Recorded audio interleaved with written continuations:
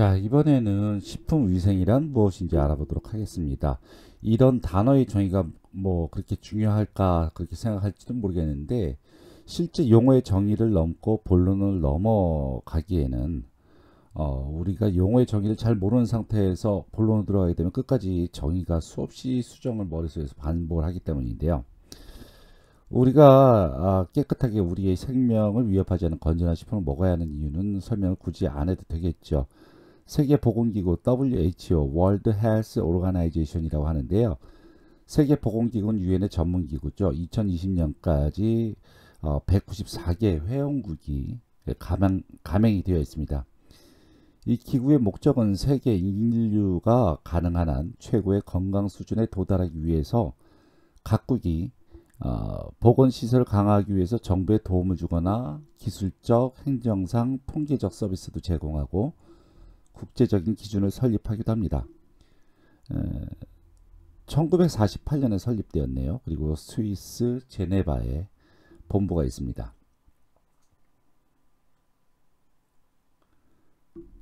네. 그러면은 WHO, 이게 유엔에서 설립한 이 WHO에서는 식품위생을 어떻게 말을 하는가? 식품위생이란 Food hygiene means all measures necessary for ensuring the safety, wholesomeness, and soundness of food at all stages from its growth, production, or manufacture until its final consumption으로 정의되어 있습니다. 자, 먼저 식품위생, 푸드 하이진, 식품위생이란 means 무엇을 의미한다는 뜻이죠? All measures necessary for.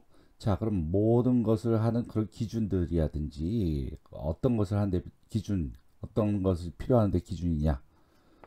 safety, 안전성이죠. wholesomeness, 뭐 이것은 뭐 건전성, 건전성. 그리고 and soundness, 이것은 완전 무결성, 뭐 건전성이나 완전 무결성이나 거의 비슷한 얘기입니다.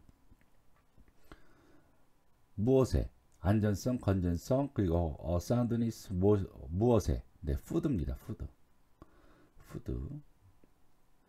그러면은 식품의 안전성, 건전성, 완전 무결성을 위해서 어디에서? at all stage from each.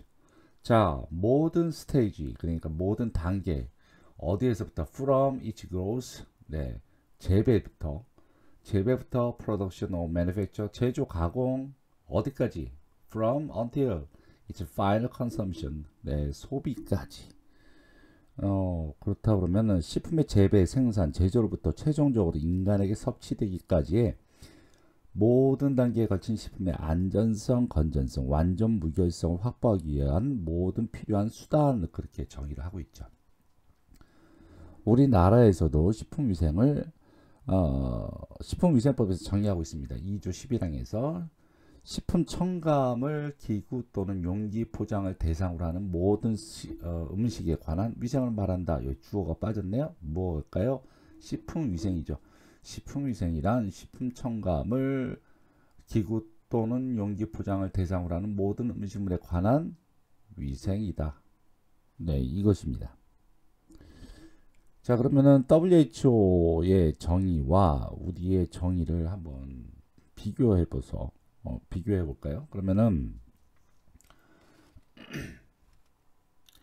자, 우리나라는 식품과 첨가물, 기구 또는 용기 포장을 대상으로 한다. 그래서 대상을 많이 썼죠. 자, WHO는 식품의 재배, 생산, 제조로부터 최종적으로 인간에게 섭취되기까지 모든 단계에 걸친 식품의 안전성, 건전성, 완전 무결성을 확보하기 위한 수단이죠. 우리나라는 식품 대상, 식품 첨가물, 기구, 용기 또는 요중기 포장을 대상으로 해서 이것에 대한 위생을 말한다. 그렇게 써 있습니다. 근데 우리나라 식품위생법 정의에서 위생이라는 단어가 2번이나 나오는, 네. 뭐 나중에 다시 말씀하겠지만, 자, WHO는 과정을 중심으로 하고 우리나라는 좀 대상을 중심으로 하는 그러한 느낌이 있죠. 자, 그런데 EU에서도 유럽연합이죠. EU의 위생법에서는 이게 국가식품안전정책 포럼 중에서 이제 뭐 말씀을 하신 것인데 EU의 식품위생은 위해를 관리하고 의도된 사용에 따라서 사람이 식품 섭취할 때 적합을 보장하기 위한 필요한 조건과 조치 이렇게 말했습니다. 자, 그럼 우리나라 식품위생법 다시 보도록 하죠. 네, 주어가 식품위생이란 위생을 말한다 이렇게 해서 위생이란 말이 두 번이나 나오는, 개인적으로 좀 안타깝다는 생각이 들어요. 이 문장은 사실 식품위생의 대상이라고 정의를 해야 옳지 않나 하는 생각이 들고요. 식품위생이라고 물어보는데 식품위생이란 위생이다 라고 얘기를 하니까 위생을 정의하지 못하고 있죠. 자, 그렇다고 해서 우리나라의 그 식품위생에 대한 용어 정의를 깎아내리자는 것은 아니고요. 이런 걸 생각해 봅시다. 만일 WHO의 정의대로 우리나라의 식품위생에 대한 다르게 재배부터 섭취까지 쭉 보게 되면 거기에서 하나 둘 체크하는 것들이 굉장히 많이 있습니다. 뭐 원료에는 자연독, 곰팡이독, 위생동물, 화학물질, 잔류, 시설, 설비위생.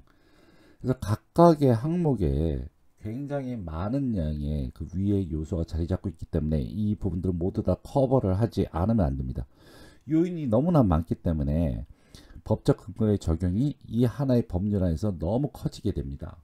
그래서 너무나 광범위해지거나, 광범위해지면 어떻게 돼요? 틈새가 또 많아지게 되는 그런 약점이 발생을 할 수가 있다는 얘기죠.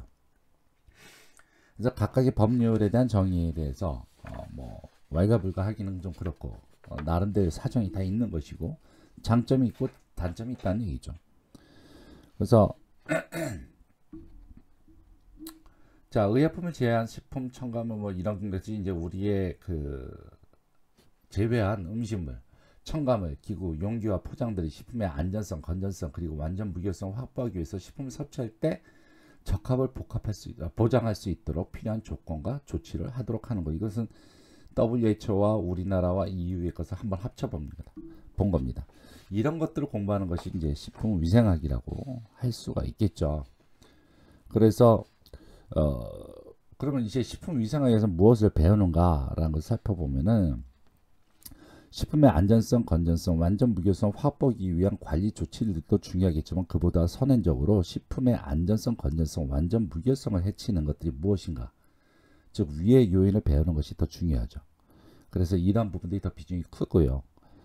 이와 같이 위의 요인들의 내용들을 식품위생학의 대부분의 교재들 콘텐츠의 내용을 보게 되면 세균에 의한 식중독, 뭐 자연독에 의한 식중독, 곰팡이에 의한 식중독, 화학물질에 의한 식중독과 같은 식중독들이 전반적으로 많고요. 그리고 사람에게 뭐 전파되는 감염병, 그 다음에 기생충, 위생적으로 좋지 않은 영향을 줄 수 있는 동물이나 위생곤충, 그 외에 방사선, 뭐 방사성 물질, 그 다음에 유전자 변형식품, 뭐 이런 것들 전반적으로 공부를 하게 됩니다.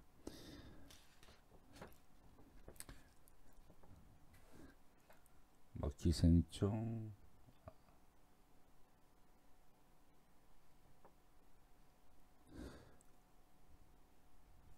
자, 그러면 그 외에 관리와 뭐 조치 아니면 뭐 그런 것들에 해당되는 것들이 무엇인가 이제 또 살펴보도록 하죠. 뭐 비록 위의 요인보다도